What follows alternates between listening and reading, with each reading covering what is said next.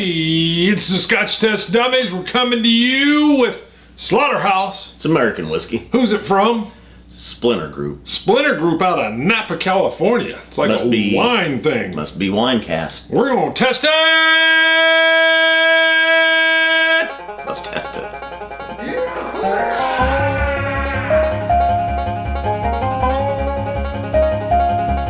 All right, here we go. So, right off the bat, almost understated bottle. You got a big cleaver on here, says Slaughterhouse American whiskey, which threw me. And it's 44% alcohol by volume. But if you want to know who it's from, you got to go back here and see that it's called Splinter Group out of Napa, California. So Splinter. The Splinter Group, and when I think Splinter, I always think Teenage Mutant Ninja Turtles. Wow, I hit that, and then I hit like Splinter Cell, which I think was a video game where you were like you were like a killer spy assassin. And one of the original first person. Wasn't it Bond or something? Splinter Cell. No, it was. Comments. Throw it in the comments. Don't even come up with it. Don't even reach for it. Don't do it. Got it. Let them do it. All right, what else you got in there? Splinter Group. They make two whiskeys. Right. Straight Edge and Slaughterhouse. A lot of blades and death feels like it's going on. And we have both to review. We do. Tell us where we got these, though. These, again, are from the distributor that gave us the Douglas Langs. Right. We, again, are world famous at our local liquor store. Yeah. And these have been on the shelf over there for a while. I've seen them. Hadn't really heard that much about them.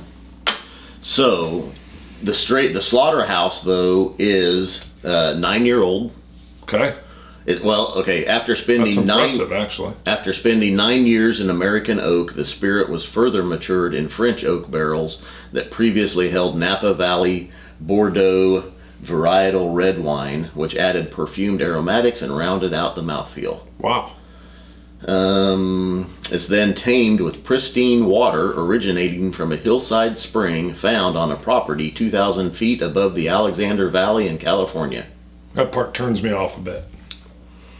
I don't know why. It feels wine-ish. Just saying. I don't know. Tamed, 2,000 miles.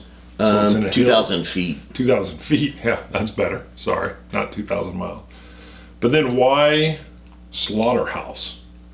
I don't know the name. Yeah, I mean, what are they looking for? That's a good point. I don't know. Where are they getting the name for Slaughterhouse and Straight Edge? And then the photo is like a crime scene cleaver from 1910. If you can see it. Bam. I don't know. I mean, so they're going for different. I'd say they got different. I like that the bottle's understated. And we'll see where the whiskey sits. Does it say anything on the bottle about where the whiskey is distilled at? Not really. I mean, it's American whiskey and then says Slaughterhouse on the back. Then it does. Finished and bottled by Splinter Group, Napa, California. So, I mean, if you're going down that road, I would assume Splinter Group is out of Napa, California, and that's where it was finished and bottled. So it doesn't really say was the whiskey sourced and then finished. It makes me think that it was finished and bottled in Napa Valley, yes. Sourced MDP, Indiana, maybe? MGP? MGP? Why do I say DP? There's Kentucky distilleries that source. Sure. It. You bet. It's not just MGP. Right. And I'm going to tell you, I don't mind when folks source. By all means, especially if I would imagine, I'm thinking Splinter Group, I'm imagining now. I didn't pour you enough. I tried to do your special, bloop. I bet even you got more. Well, if I'm going to make an error in pouring, it should be in my favor. I could see, though, if I was like, bloop, bloop, and I was like, bloop, and you were like, well, that doesn't seem fair at all. So, these, again, we're gonna overly state it. We didn't purchase this. The rep said, hey, you tried some of our vatted malt blended stuff with the Douglas Lang. We also bring this. You want to try this? Yes. I'm going to tell you right off the bat, I want to try everything. So, like I said, we are literally only limited by what we can get a hold of in Kansas. And with the help of a lot of fans, we're not even limited by that. I don't know what he's looking around on stuff. Again, if you haven't, check out some of our live shows. We're trying, we can't promise every Sunday, but I think we're going to be bringing a majority of them almost every Sunday. They're live, so we got to take vacations, or there's family things that come up, or we could be ill. But check our Twitter feed and our webpage for our live shows, because we'll say what time they're going to be.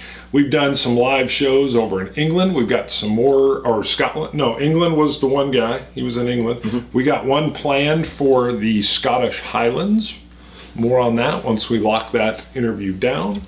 And we've got a few distilleries that we're looking at. We got, a couple folks that are in the works. Along with, we like to bring in other folks from the whiskey world, the whiskey fabric, so to speak. So what else? What else? You're looking at a tennis shoe there? What was that? That's just an advertisement at the bottom of the page. Oh, sorry. They got an advertisement of a tennis shoe. I'm like, why is he looking at tennis shoes?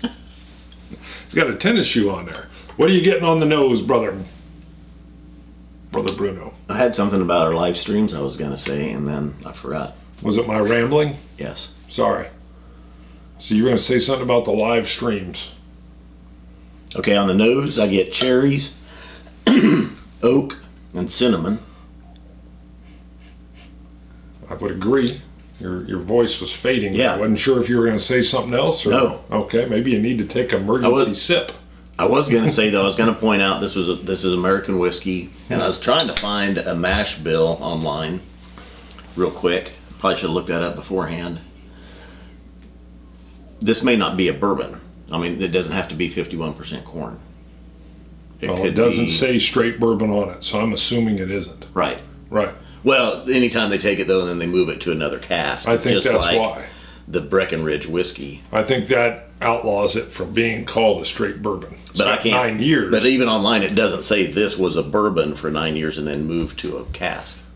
I don't think they can say straight bourbon at all once they had it in that wine cask. Yeah, Breckenridge had it on their label.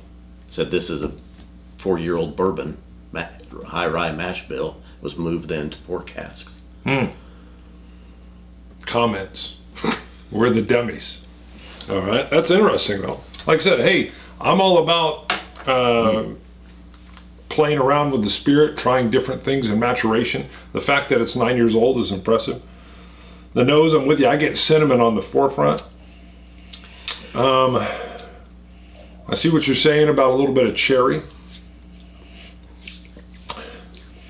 Cherry and cinnamon is definitely what I'm picking up. Maybe a little vanilla in the background. Maybe a touch of oak. Feel like I'm getting a little bit of oak on the nose. Yeah. I'll tell you, the night that I sat down with these, I tasted the straight edge first. And got some wine influence on that. I looked it up online. Then I moved to the Slaughterhouse. And so the first sip that I take on the Slaughterhouse, and in my notes I have, at first I thought wine influenced, but thought I was wrong because straight edge is wine influenced. But then I looked online and found that this is also. So the wine really comes out on the palate. You get those wine notes, those red wine notes. It's got a little bit of a sourness to it. You know, when I first tried it, I went and looked at what their ABV was again, because it almost tastes a little watered down to me, and it's 44%. I'm wishing this one was at least 46, if not 48. I like the ABV on it. I think it's good. It's got a little bite to it. I do get a little bit of a slight pepper, possibly from a rye mash. Okay. That red wine dry finish of vanilla. I definitely get the vanilla. I've got the pepper, cracked pepper spice. I almost can't peg it. It must be this wine influence, which it hits me in the mid palate, and it makes me feel like I'm drinking something that's had an ice cube sit in it, melt, and then warm. That's where I'm getting this like almost it's giving me a watered down feeling, and that's why I'm saying I think I would like this at a much higher ABV. I feel like maybe I'm missing something here, but maybe that is the wine finish. There's not much of an aftertaste. I do get some kind of subtle fruit aftertaste that just lingers around for a little bit, but it's really muted and way, way, way in the background. I expected this to be at a stronger kind of upfront flavor with the 9 years in a cask. And I feel like it's not delivering for me. I mean, it's my expectation on what a 9 year is, but I feel like it's pulling up short. I do get with water, brings out the same notes, but I do start to get a little bit of a corn on those, like a dry, dusty corn. Not like corn that's cooking or corn on the cob, but just like dried corn that would be feed. Okay. I do feel the 9 years has mellowed it out. It tastes like a mellow sipper, something that I would be able to just sip at. There's no harshness at all. That's the well smooth roundedness to it. And I'll tell you right up front, my experience, I've done a lot of scotches that have had a port finish. There is the drier astringency on the cheek, but I feel like I'm a little bit at a loss, restated again, in that middle palate where I can't quite pin down what I'm tasting.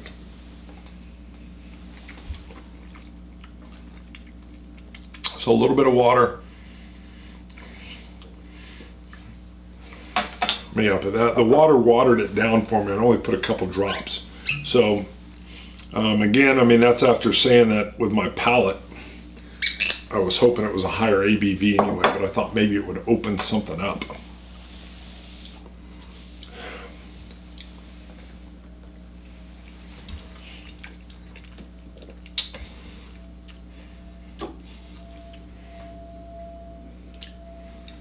$82. It's not bad. It's smooth. I don't know if if that's the wine influence. I don't think I'm digging it. Yeah. So just me. So you've got an 85. I think we've had better wine influenced. Bourbons. What else have we had? I'm with the port, and I know my Scotch that I've had with the the Tomatin 14. But I'm trying to think of any other bourbon or American whiskey that's had a wine finish. Jefferson's Groth. Okay, well, yeah. Amador. Okay, I remember that one. We just did the Breckenridge Port. I mean, we just did that in a live episode just 3 weeks ago or so. 3 or 4 weeks ago. The forefront. Okay. Is there anything we've tasted that we haven't reviewed yet? Maybe. I mean, this is on loan to us. This isn't for us to keep. I'm going to call for it again, and I know I'm filling up our back orders on shows, but I would love to do a shootout with wine finished whiskeys, American whiskeys. I know. It's just a wish list, because I feel like for me to really get this, I want to see it laid down next to some other ones, because just as you mentioned those, I'm thinking fondly of 2 of them right off the bat. I can't remember my scores, but